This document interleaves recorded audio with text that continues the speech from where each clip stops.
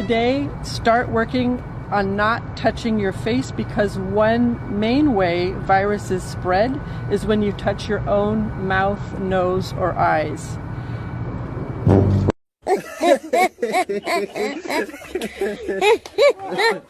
Unfortunately, you've tested positive for coronavirus, COVID-19, and the China virus. But that's okay, because as your president doctor, I'm going to start you off with your Purell IV.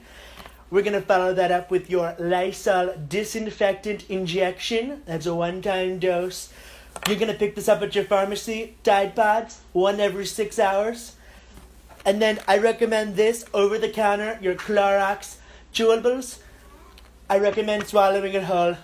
Look, I've been doing this for a long time, and I'm fine. What could go wrong?